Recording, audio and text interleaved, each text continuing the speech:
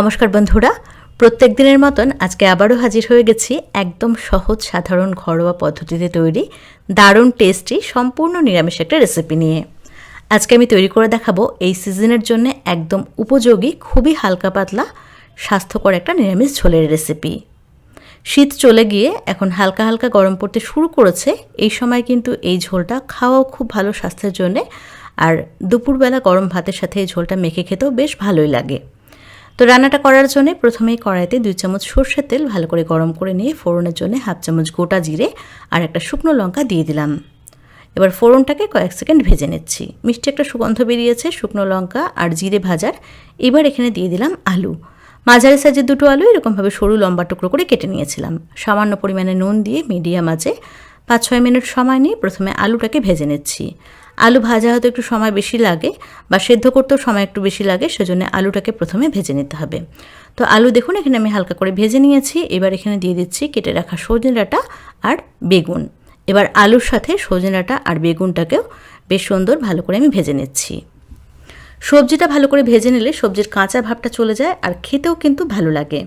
তো সবজিটা ভাজা হতে থাকুক। এদিকে একটা বাটিতে 1/4 টিস্পুন হলুদ নিয়ে নিলাম, আর এর সাথে নিয়ে নিচ্ছি কালারের জন্য সামান্য পরিমাণে একটুখানি কাশ্মীরি রেড চিলি পাউডার, তবে এটা কিন্তু সম্পূর্ণ অপশনাল, আমি একটুখানি কালারের জন্য দিয়েছি।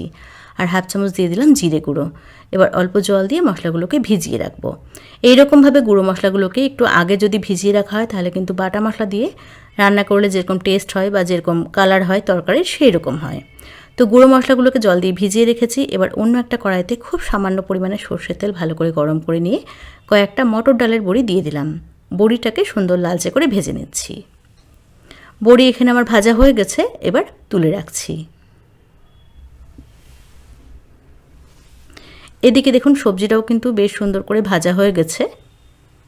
ভালো করে ভেজে নিলে সবজিটা খেতে ভালো লাগে। তো সবজি এখানে আমি ভেজে নিয়েছি। এবার এখানে গুঁড়ো মশলা যেটা জল দিয়ে ভিজিয়ে রেখেছিলাম সেটা দিয়ে দিলাম, আর 1/2 ইঞ্চি আদা বেটে রেখেছিলাম সেটাও দিয়ে দিলাম। এর সাথে দিয়ে দিচ্ছি 3টে চিড়ে রাখা কাঁচা লঙ্কা আর মাঝারি সাইজের একটা টমেটো। টমেটোটাকে আমি খুব বেশি ছোট করে কাটিনি, এরকমভাবে লম্বা স্লাইস করে কেটে নিয়েছিলাম। সামান্য পরিমাণে জল দিয়ে মশলাটাকে খুব ভালো করে কষিয়ে নিচ্ছি। টমেটোটা একটু পরে দিলে টমেটোটা কিন্তু পুরোপুরি গলে যাবে না, একটু গোটা গোটা হয়ে থাকবে, যেটা কিনা খেতেও ভালো লাগবে, একটু টক টক লাগবে আর দেখতেও সুন্দর লাগে সবজিটা। তো সব কিছু এখানে আমি খুব ভালো করে কষিয়ে নিয়েছি। এবার এখানে ঝোল করার জন্য দিয়ে দিচ্ছি বেশ খানিকটা পরিমাণে জল। একটু জলটা বেশি দেবো কারণ এটা কিন্তু পাতলা ঝোল হবে, তো জলটা সেটা বুঝেই দিতে হবে। স্বাদ অনুযায়ী নুন দিয়ে দিলাম, আর টেস্টটাকে ব্যালেন্স করার জন্য সামান্য পরিমাণে একটুখানি চিনি দিচ্ছি। এইটুকু চিনি অবশ্যই দেবেন, এইটুকু চিনি না দিলে কিন্তু ঝোলটা খেতে খুব একটা ভালো লাগবে না। এবার সব কিছুকে ভালো করে একসাথে মিশিয়ে নিয়ে মিডিয়াম আঁচে 5 মিনিটের জন্য ঢাকা দিয়ে রান্না করব, তাহলে কিন্তু সবজিটা খুব ভালো করে সেদ্ধ হয়ে যাবে। এমনিতেই কষাতে কষাতে সবজি মোটামুটি 80% সেদ্ধ হয়েই গেছিলো, তো খুব বেশিক্ষণ সময় লাগবে না। 5-6 মিনিট মিডিয়াম আঁচে ঢাকা দিয়ে রান্না করলেই দেখবেন সবজিটা সেদ্ধ হয়ে যাবে। দেখুন আলুটা কিন্তু খুব ভালো করে সেদ্ধ হয়ে গেছে, তার মানে বাদবাকি সমস্ত সবজিও সেদ্ধ হয়ে গেছে। এবার ভেজে রাখা বড়িটা এখানে দিয়ে দিলাম। সবজি যখন খুব ভালো করে সেদ্ধ হয়ে যাবে তারপরেই বড়িটা দেবেন, কারণ বড়িটা যদি আগে দিয়ে দেওয়া হয় তাহলে কিন্তু বড়ি একদমই বেশি নরম হয়ে যায়, বড়িটা একদম খুঁজেই পাওয়া যায় না, খেতেও খুব একটা ভালো লাগে না। আর সামান্য পরিমাণে একটুখানি ভাজা জিরের গুঁড়ো দিয়ে দিলাম। এবার মিডিয়াম আছে 2 থেকে 3 মিনিটের জন্য ফুটিয়ে নিলে তৈরি হয়ে যাবে খুবই স্বাস্থ্যকর সম্পূর্ণ নিরামিষ সজনে ডাঁটা বেগুন দিয়ে একটা ঝোল।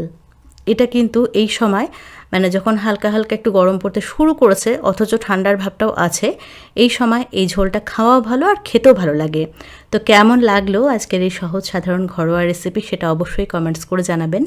ভিডিও ভালো লাগলে একটা লাইক করবেন আর চ্যানেলটাকে সাবস্ক্রাইব করবেন। সবাই খুব ভালো থাকবেন। দেখা হবে এরকম একটা সুন্দর রেসিপির সঙ্গে।